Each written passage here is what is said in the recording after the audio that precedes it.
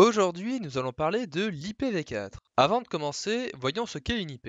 Déjà, nous parlons ici d'adresse IP et dans le cas présent d'adresse IPv4. En effet, l'IP correspond au protocole Internet. Si nous avons tendance à parler d'IP au lieu d'IPv4, c'est parce que l'IPv4 est la première version à avoir été répandue et elle est encore majoritairement utilisée de nos jours. Ensuite, une adresse IPv4 ressemble conventionnellement à ceci, avec chaque XXX étant un nombre allant de 0 à 255. Si vous avez l'habitude de la programmation, vous savez que ceci est une plage de valeurs d'un octet.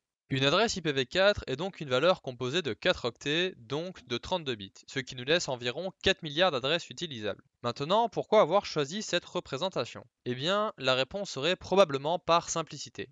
En effet, l'adresse 8.8.8.8 n'a aucun besoin d'être écrite comme ceci. Vous pouvez l'écrire en hexadécimal 0x08080808 avec le 0x comme préfixe qui définit qu'il s'agit d'un nombre hexadécimal, afin de facilement différencier un nombre décimal et un nombre hexadécimal. Vous pouvez aussi l'écrire en hexadécimal à points, comme ceci. Notez ici que nous avons des séparateurs. Notez ici que vu que nous avons des séparateurs, nous pouvons enlever les zéros inutiles. Et vous pouvez aussi enlever le zéro inutile dans l'exemple précédent. Vous pouvez aussi utiliser la valeur décimale de votre adresse, qui dans le cas présent est 134 744 072.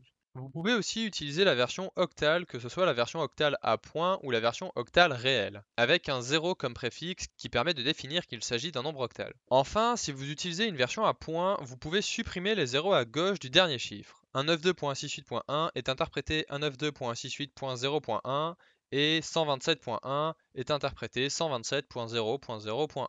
Et enfin, sachez que vous pouvez mixer le tout. Dans le cas présent, la première valeur est écrite en hexadécimal, la deuxième valeur est écrite en décimale, la troisième valeur est supprimée car il s'agit d'un 0 et la dernière valeur est écrite en octal.